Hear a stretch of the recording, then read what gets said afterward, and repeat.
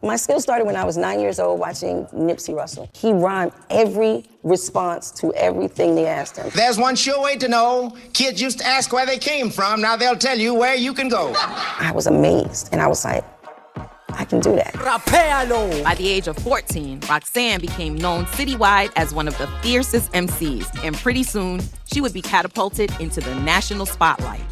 On my block was one of the greatest hip-hop producers, which was DJ Marley Marl. I was doing my laundry. DJ Marley Marl happened to call me out the window, and he was like, come do a little freestyle for me.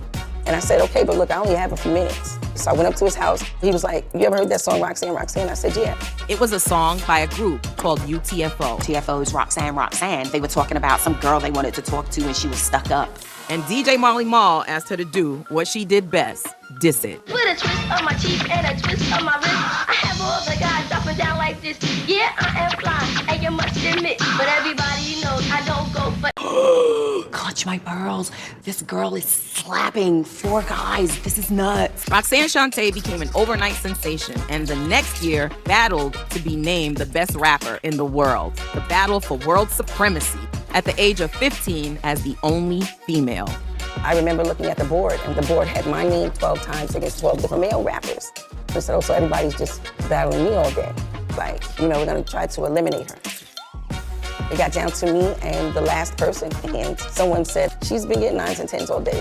Man, she can't lose. Roxanne Shante.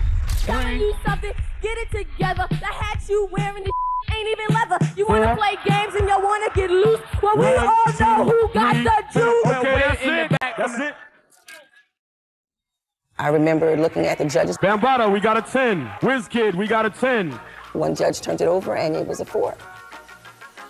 We got a 4. And so I lost that day. The judge said, it's not that you didn't win. We couldn't allow it at that time. The judge said hip hop was just starting to be recognized as a real genre of music. They would not expect us if the best in the world was a 15-year-old girl. There's no way.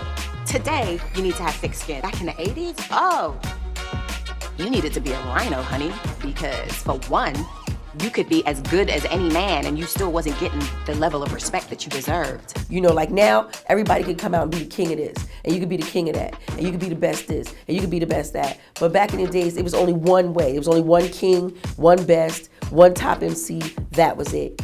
And I remember entering into that contest. Actually, it was almost like being in a Rocky fight where I have been going through this all day long and I'm down to the end and my voice is almost gone and at the time I'm 15 years old, 14, 15 years old, and people are like cheering for me like, oh my God, this little girl is getting ready to be the best in the world.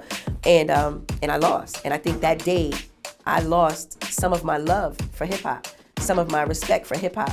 Because I always thought that it went by how talented you were and how great you were. And if you were good at it, then this is what you were gonna be. And that's how I felt. So years later, you know, and I think that made me feel a certain way how I felt about the industry after that. And years later, many, many years later, and I love Curtis today. You know, recently he said to me, he said, you know, let me explain to you what happened that day. I'm sorry that I did that day, but I did that for hip hop. It wasn't that I had anything against you. He said, and if you would have talked to me anytime after that, I would have explained that to you. So, you know, I understood that I had to be that sacrifice for hip hop. And, you know, still today, I can't say that I'm upset that he did that, though I know what my place would have been. And who says how hip hop would have been differently if he would have done that? So if it took that day to help hip hop get to where it is today, then I'm fine. And, you know, and I'm blessed to have been a part of that.